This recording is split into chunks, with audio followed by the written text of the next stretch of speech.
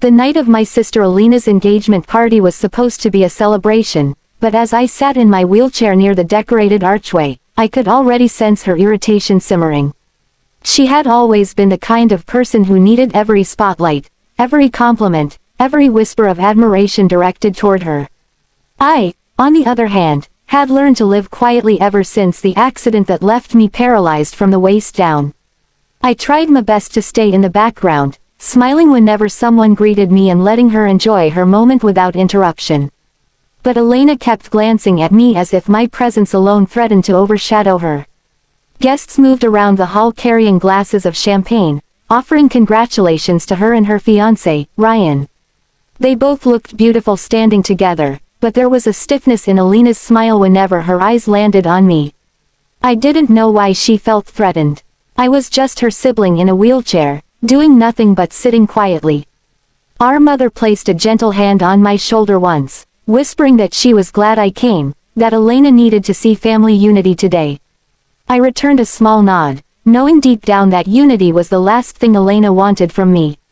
As the evening progressed, one of Ryan's aunts approached me, genuinely sweet and curious about my life. She didn't know about my injury, so when she asked why I was in a wheelchair, she did it without malice. I gave her a short answer, nothing dramatic, just that I had been in an accident 2 years ago. She expressed sympathy and then praised my resilience, telling me it must have taken strength to attend such a big event. Ryan overheard and walked over, patting my shoulder kindly. "We're glad you're here," he said, and it was clear he meant it more sincerely than my own sister had all week. But Elena saw us talking. She saw her future in-laws smiling at me and suddenly her chest tightened with anger. She marched over with the fake smile that always meant trouble. "Excuse me," she said sharply, interrupting the conversation. "Can I borrow my sibling for a moment? It's urgent." Before anyone could respond, she grabbed the handles of my wheelchair and pushed me toward a quiet corner near the staircase. Her nails dug into the metal as if she wanted to bend it. "What are you doing?" I whispered, startled by the force she used. Elena huffed and crossed her arms, her perfect curls bouncing in agitation. "Why are you telling people about your accident tonight? Why are you letting them pity you? This is my engagement party, not your tragedy hour." Her voice cut sharply, each word dripping with bitterness I hadn't earned. I stared at her, shocked. "She asked," I said softly. "I didn't bring anything up. I wasn't trying to take anything from you." But Elena had already constructed a world in her head where everything revolved around her.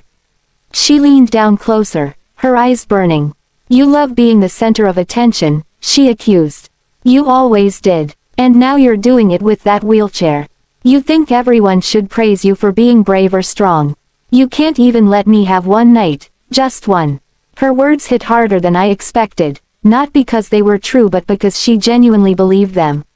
I opened my mouth to tell her she was being unreasonable, but before I could speak, one of her friends came over asking where she had gone. Elena panicked at the idea of being seen arguing with me. She grabbed the front of my wheelchair to move it behind her, intending to hide me like an embarrassing flaw. But in her haste, the wheel caught on the corner of a platform step. Her hand pushed forward harder than intended. My chair tilted, and suddenly I was falling. The world slowed as my body tipped out of the seat and I hit the floor with a dull, painful thud. Gasps erupted instantly. People rushed toward me. Elena froze with her hands still outstretched, realizing what she had done. Ryan was the first to reach me, kneeling down with fear in his eyes. "Are you okay?" he asked, his voice trembling. I nodded weakly, embarrassed more than hurt. But the room around us was buzzing like a hive struck with a stick. Then someone from behind said loudly, "I saw that." She pushed the chair. The words floated in the air like a knife. Elena stuttered, waving her hands. No, it wasn't like that. They were trying to get attention." They threw themselves forward. Ryan turned to her, disbelief cracking through his expression. "Elena, stop. You don't shove your own sibling and then blame them." Her face twisted in desperate defiance, but the guests were already turning away from her excuses. Her future mother-in-law had her hand to her mouth, horrified. Her bridesmaids exchanged confused, worried glances. The perfect image Elena spent years building was cracking like glass right in front of them. Someone helped me back into my chair. I didn't say anything. I didn't need to. The truth had already revealed itself without a single accusation from me. Elena tried to speak again, but her voice collapsed under the weight of everyone's judgment. And for once in her life, she had no one left to blame but herself. The engagement party continued, but the air had changed. People treated me with gentle kindness, but they avoided her. And Elena, who wanted all the attention in the world, finally found herself standing in the center of the room completely, painfully alone. After the engagement party disaster, Elena avoided me for days, but the tension didn't disappear. Instead, it grew heavier, like a storm refusing to break. Ryan, her fiancé, called me twice to apologize for what happened, insisting I hadn't deserved any of it. I assured him I was fine, though the bruise on my arm and the ache in my chest said otherwise. But the real wound wasn't physical. It was knowing my own sister saw me as a threat just because people showed me basic kindness. Still, I thought it would be better to let the issue fade quietly. I had lived long enough with her insecurities to know confronting them would only make things worse. But the truth has a strange way of revealing itself when its moment arrives. A week later, Ryan invited me to a small family dinner at his parents' house. He said it would just be immediate family, quiet, no pressure. I hesitated at first, worried Elena would explode again, but he assured me she agreed to behave. When I arrived, his parents greeted me warmly, clearly relieved to see I was well. But the moment Elena walked into the dining room and saw me sitting beside Ryan's mother, her smile wavered. She wasn't angry this time, she was afraid. Throughout dinner, she kept darting glances at me, her breathing shallow, her fingers tapping nervously on the table. I knew that look. It was the expression she wore whenever she was hiding something. And whatever that secret was, it had nothing to do with me or my wheelchair. Ryan noticed too. His jaw tightened every time Elena flinched when someone addressed her. Once or twice she opened her mouth as if to speak, but then she forced a smile instead, hiding behind sips of water. After dessert, Ryan's father asked a simple question that changed everything. "So, Elena," he said pleasantly, "when do your work documents come through? The ones you said were being finalized." The air froze. Elena dropped her spoon. The blood drained from her face. She swallowed hard and muttered something about delays from her company. But Ryan's expression shifted. It was confusion mixed with suspicion. Later, when everyone settled in the living room, Ryan gently asked her to step outside with him. She refused. Her voice shook as she insisted she didn't want to talk. He insisted louder. The room fell into a tense silence. Finally, she stood up, but before she could escape, he turned to me and said, "Actually, I want you to stay. This involves you too." I froze in confusion. Elena's eyes widened in panic. Ryan took a deep breath. "I've been trying to understand why you snapped at your sibling at the party. Why you said they wanted attention. But now I think I know what really scared you that night." Elena shook her head frantically, whispering, "Don't." But the truth had waited long enough. "Tell them," Ryan said quietly. "Or I will." I had no idea what was coming, but my hands curled into fists on my lap. Elena stood trembling in the doorway, her face contorting with shame and fear. Finally, she whispered, "I lost my job 3 months ago." The room fell silent. Even I didn't know what to say. She kept speaking quickly, as if the words were flames she wanted to throw away. "I was fired. My boss said my performance was slipping. I was missing deadlines. I made mistakes with clients. I thought I could fix it before anyone noticed, but I couldn't." She wiped her eyes, unable to lift her head. "I didn't tell anyone. Not Mom, not Ryan, not even my friends. I felt like a failure." It suddenly made sense. The desperation, the insecurity, the constant need for validation. She wasn't angry at me.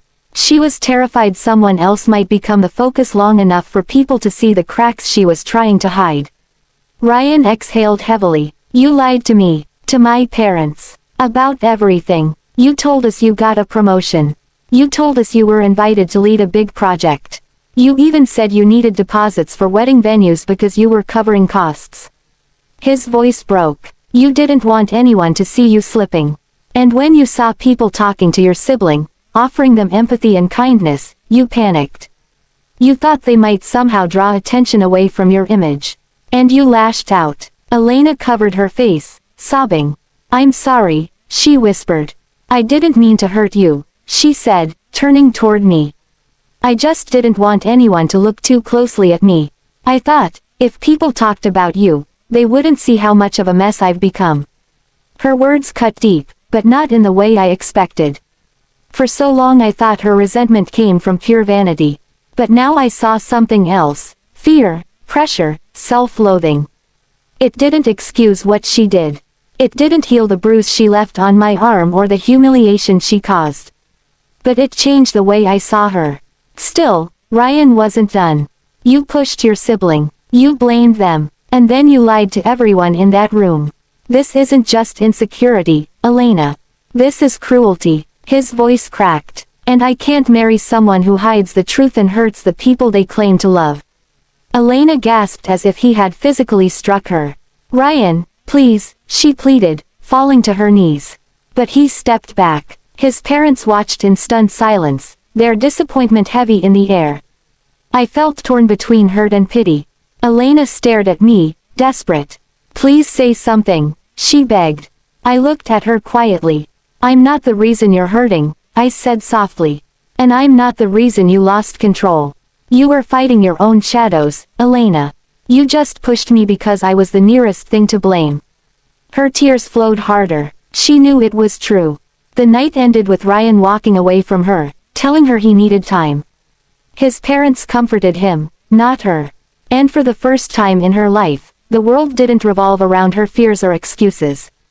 It confronted her with the truth she had tried so desperately to hide. As for me, I left the house slowly, wheeling myself toward the waiting car. For once, Elena didn't try to stop me, didn't try to twist the story, didn't try to place herself above me. She simply sat on the floor, broken, watching silently as the sibling she once pushed away rolled out of her life. No longer trapped beneath her shadow. In the days that followed the confrontation at Ryan's parents' house, everything felt strangely quiet. Elena didn't call. She didn't text. She didn't send one of her dramatic voice notes overflowing with excuses the way she usually did after a fight. It was as if she had vanished into a silence she didn't know how to escape. I wasn't sure whether to be relieved or worried, but either way, the distance gave me time to breathe. Something I hadn't realized I'd been needing for years. One afternoon, my mother called me asking if I had heard from her. I could hear panic beneath her composed tone. My mother always tried to keep the family together even when we were falling apart. I told her the truth, I hadn't. But I assured her that Elena probably needed time to process everything that had happened, and that she had always been the kind of person who hid until she found a way to rebuild her ego. Mom sighed heavily, saying she just wanted her daughters to stop hurting each other. I didn't know how to tell her that the damage didn't come from two sides. It came from one. 2 more days passed before the unexpected knock on my door. When I opened it, Elena stood on the threshold. She looked nothing like the polished woman who used to walk into rooms expecting admiration.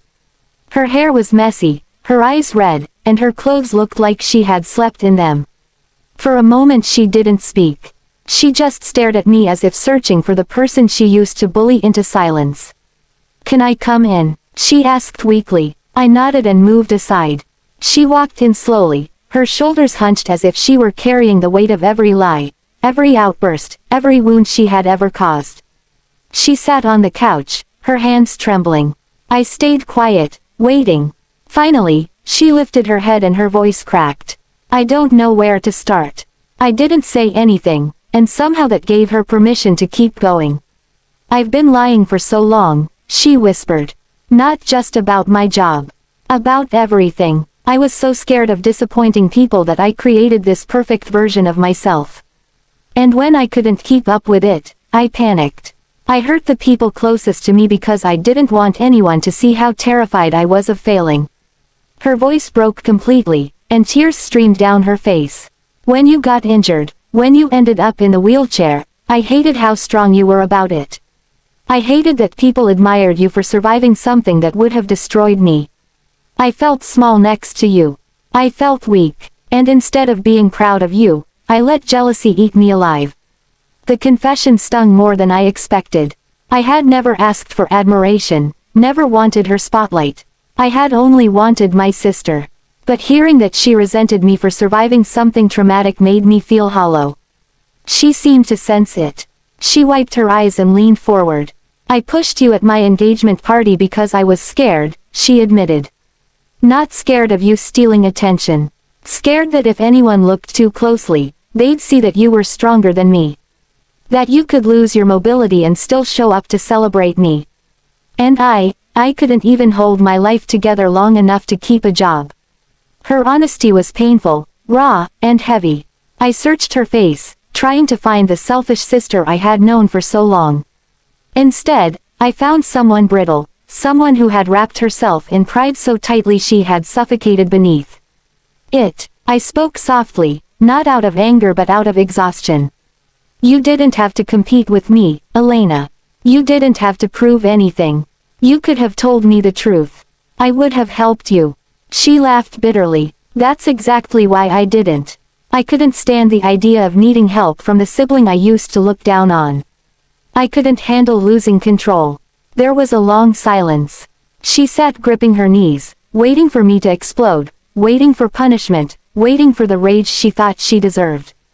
Instead, I looked at her and saw a person who had spent her entire life running from her own reflection. A person who had created an enemy out of someone who had only ever wanted to love her. Do you want to fix things? I finally asked. She nodded quickly, desperately. More than anything, she whispered. Then you have to get help, I said gently. You need to talk to someone who can help you deal with the pressure you keep putting on yourself. You need to stop lying. You need to stop hurting people because you're hurting inside. She swallowed, wiping another tear. I will. I'll do anything. And Ryan, I added quietly. Her eyes dimmed. He's not talking to me. I don't think he wants to get married anymore. She broke again then, folding into herself as if she were collapsing under a truth heavier than her pride. I wanted to tell her everything would be okay, but I had learned the hard way that reality didn't bend to what we wanted. So instead I said the one thing that mattered. You can still become better, I whispered. Even if some things don't go back to the way they were. She nodded slowly. When she finally stood to leave, she hugged me, not a dramatic, performative hug, but a fragile one that trembled with regret. For the first time since my accident, I felt my sister hold me without judgment, without resentment, without trying to compare our lives or our wounds. As the door closed behind her, I knew things wouldn't magically fix themselves. She had a long road ahead, and so did I.